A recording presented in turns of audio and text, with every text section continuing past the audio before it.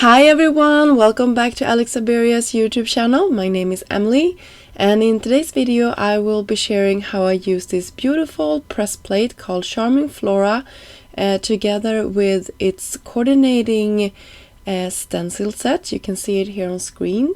It comes with several layers. I will cut it open so you can see how they look. You can also see that it has small etched lining guides up at the top, so you can really make this effortless to line up. I will share with you how I created with this in a second here. First off, I took out the press plate itself and put it into my Spellbinders machine, and then I also brought out some ink. I tried out the Hero Arts ink. I think this would have turned out fantastically, but I wanted it to be a little bit darker, so I used the ink that comes with the machine. This is a really black ink that is grabbing onto the material. So you can see I covered this quite quickly with some black ink, and then I used some regular Nina paper. If you like that impression to be a little bit more deep, you can always use the paper that is recommended by Spellbinders. I don't have that in my stash. I think it's quite expensive, so I haven't bought any more since I got my machine. I am definitely going to do that, but I haven't done it yet. Since it is a little bit of an investment, I find that I get a nice impression even though I use regular cardstock, even though I don't get the like debossed lines, which is the perk of this machine, obviously. But you can see the beautiful texture and lines that you get here, even though I used regular cardstock. Then I cleaned my plate very well, and then I used an ink from Catherine Pooler. This is the Buttercream. It's a very soft and dreamy look to it, so I thought it would be nice for a softer card. You can see how beautiful that also turned out. It will actually dry back a little bit when I are going to create with it. So nice. I love the coverage that this got. I brought out like a backdrop, a clean backdrop. For this is from Picket Fence Studios. Is perfect for doing techniques like this, and I went in with a orange color for my flowers, and I'm using brushes from Picket Fence as well, so you can see how cute that is turning out. I did a very light coat for my first, and then for my second layer I brought out a little bit of a darker color here.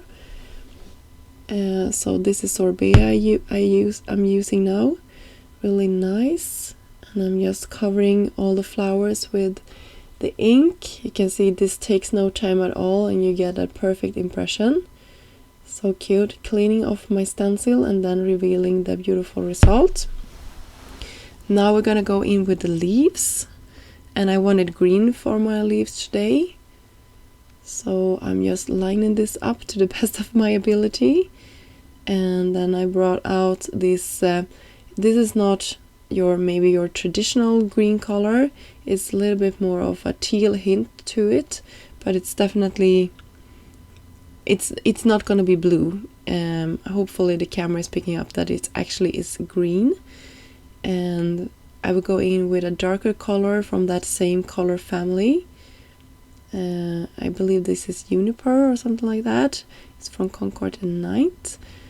And now I'm using my daubers instead from Picket Fence, so I'm just mixing with my tools here to get a good impression. And then I want some yellow for the flower center, just to really highlight that. I love how this turned out. I think it's so cute.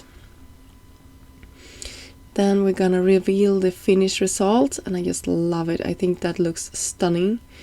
I will cut this out, and I used a die that's been around for a while. This is called Good Day Quilted Rectangles, and it also has this large beautiful die cut sentiment. Have a good day, and I did it in gold and then on black and white. so I will have 2.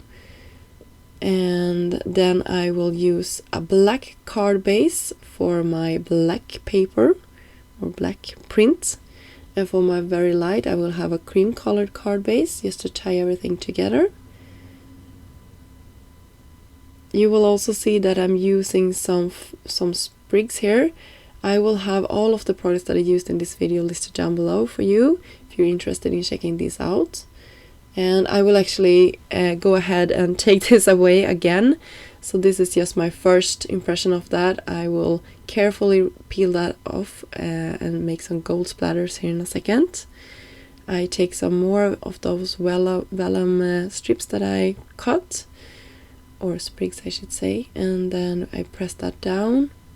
And here is what I was talking about. I took some gold spray and just did some splatters on top of my background to tie it in with my gold sentiment. I let that dry for a second, and then I can go back and press this down. And those foam squares are quite forgiving if I'm doing it sort of right away. I finished this with some clear embellishments, and that was it. I hope you liked this video. I will have links down below for all of the products that I used today, and thank you so much for stopping by, and I see you soon. Bye!